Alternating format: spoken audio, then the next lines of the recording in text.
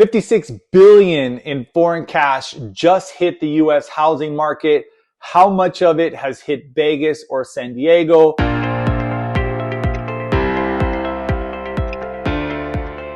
My name is Nathan Strager. I am a real estate advisor here in Las Vegas and San Diego. And today we're going to talk about international buyers and the spend record of $56 billion in the last 12 months, 47% in cash. And so today we'll see if Vegas and San Diego is part of that wave. So I deal a lot in all aspects of real estate. I deal in luxury land developments, multifamily, industrial, commercial, ground up construction, all of it. And I've seen a huge influx in international foreign deals coming into the US. Now, I can't speak for the rest of the United States, but I can speak for Las Vegas and San Diego and what I'm experiencing. And it's crazy out there. I mean, I think a lot of national buyers are really on the fence. I think there's a lot of factors involved there. I think inflation is one. I think job loss or fear of job loss is number two. And I think immigration is number three. I think those three factors are the three main factors as to what's going on here, as to why buyers are on the fence. And I think there's a lot of international buyers that are seeing, I guess you could say, blood in the water. A lot of these banks, they have now foreclosed commercial properties in what's called REO status. There's some short sale status. So let me kind of give you a background of why. So in 2020, obviously COVID hit. The federal government lowered interest rates to 2 to 3%. Ton of people were buying commercial properties. However, with commercial properties, you're only seeing 5 to 7 year notes. So now here we are in 2025. A lot of these notes are coming due. However, with the interest rates being in the 6s and 7s, and remember, commercial is different, usually it's a little bit higher. With the interest rates being higher, literally 4 to 5% higher, a lot of people cannot refinance. The economy is slow, job loss is on the rise. Like I said, immigration is a huge factor.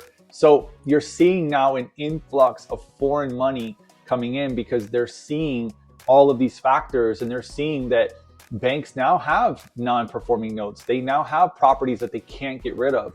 Think about it. COVID changed everything. Before COVID, everybody would get up every morning, drive to work to an office, be there for 8 to 10 hours and drive home. COVID changed that. COVID made us realize as business owners, we don't need these big office buildings. We don't need them. And that cuts down on a tremendous amount of overhead. Now everybody started doing team meetings or Zoom calls. And now us as business owners, we really rely on that to run our day-to-day operations with all of our employees. So with that being said, you have a lot of buildings that are now obsolete. Obsolete meaning we don't really have a lot of use for them anymore. Now, office buildings like medical buildings and service industry-based buildings like retail centers that do whether it be women's nails or massage parlors or tanning beds or whatever that is, those will always continue. But people going, like I say, to the office every day, those days are gone. So you have a lot of properties that are now obsolete. You have a lot of people that are having trouble refinancing. With the values that had increased, the values are now dropping. So the foreign market, people outside the US are now coming in and starting to see, like I said, blood in the water, and they're starting to be able to pick up a lot of these properties for a really good price and get a good ROI or return on investment. Now, this is what I'm seeing in Las Vegas and San Diego.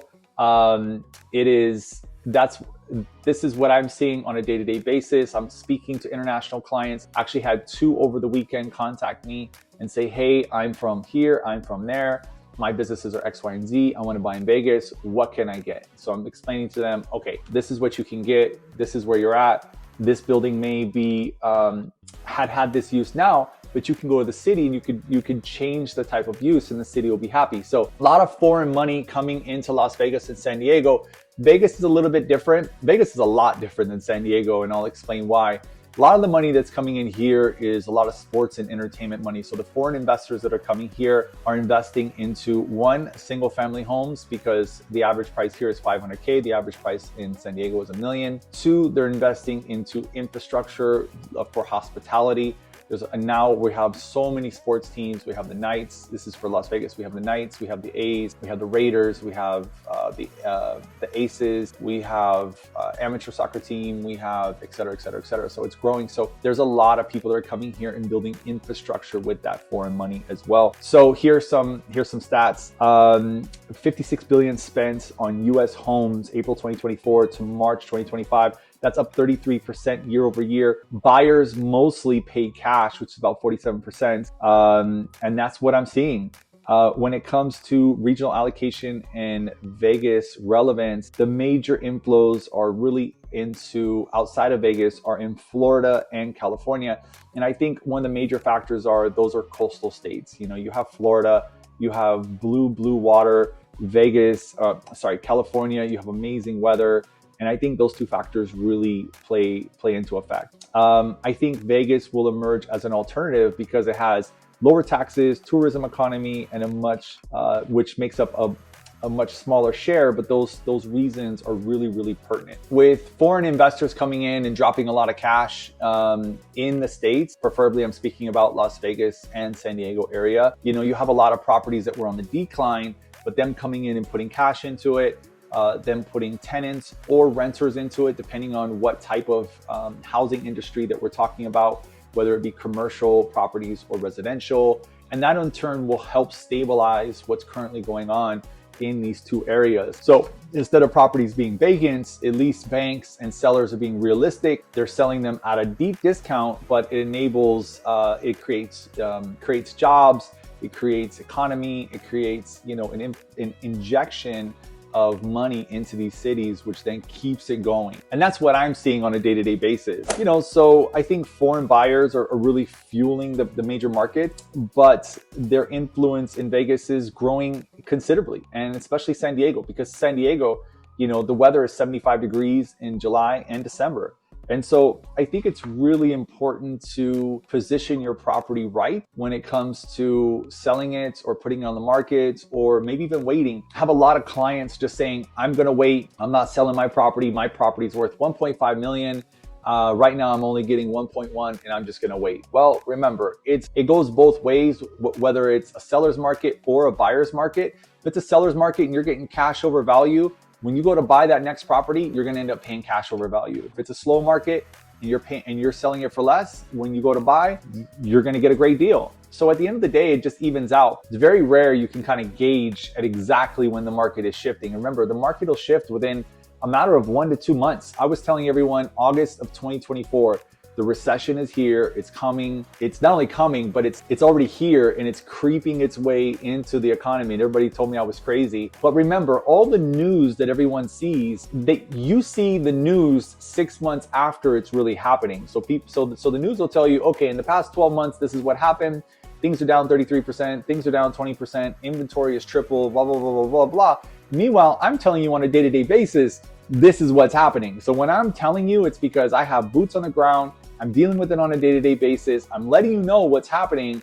Don't wait till it's too late and the market has just done this and on its way down, right? Now, is the market going to stay down forever? Absolutely not. It doesn't matter about current administration or previous or what's going to happen to the next administration or whatever. That's just shit that's out of our control. We can't control that. All we can do is control what we can control. So you have to be smart and try and stay ahead of the game. So if it's a buyer's market and you're a seller and you know you have to move and you have to do a 1031 or whatever it is, you need to price it 10, 15% of the market. You need to let your ego go and be smart with your money and get rid of it. Maybe there is a foreign investor that doesn't know your market as well as you do, and they see a 10 to 15% reduction. It's going to benefit them because they feel like they got a deal, and it's going to benefit you because you can get rid of that property and move on to the next one. I think both those items are really important. So in saying that, you know, I really want to let you guys know that if you want insights as to what's happening today, not later when you're watching the news or you're seeing social media, you're seeing doom and gloom, or maybe the market is starting to turn and it's getting super hot,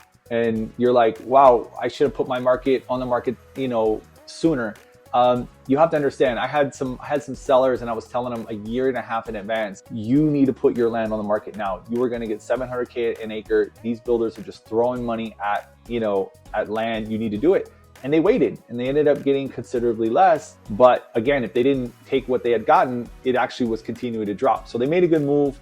and at least getting on the market, getting it sold, getting it with a good builder, and moving from there. So be on the lookout for these foreign investors that are bringing a lot of money to the US, and how it affects specifically Vegas and San Diego. San Diego is amazing weather, really chill and laid back. Vegas is crazy now with partying and you know, there's so many day clubs and sports, and you know, there's a lot of tax breaks here as well in Nevada. So you have to take that into account. A lot of companies are moving here as well. And I think foreign investors see that for Las Vegas, and then see the weather and the quality of life in San Diego. So I think both those factors really play into effect. So anyways, I'll let you guys go. If you guys want any insights on, you know, what's going on in your neighborhood, whether it be luxury or commercial, let me know. If you're thinking about developing, I actually deal with a lot of developments. My advice to you, for those that are developing, pick up land super cheap right now. And remember, there's a lot of tax breaks in picking up property right now. There's 100%, I think, tax deferment. I'm not a CPA, so you need to check with your accountant. Don't take my word on that, but that's just what I read. And then you can continue to build, and you can continue to put that money into building those apartments or those warehouses or whatever the case may be, and you get those, you know, you should get those tax breaks year over year. So anyways, we'll let you guys go. I'll see you on the next one. If you have any questions, make sure you leave a comment below or hit me up in my DM, and we'll see you on the next one.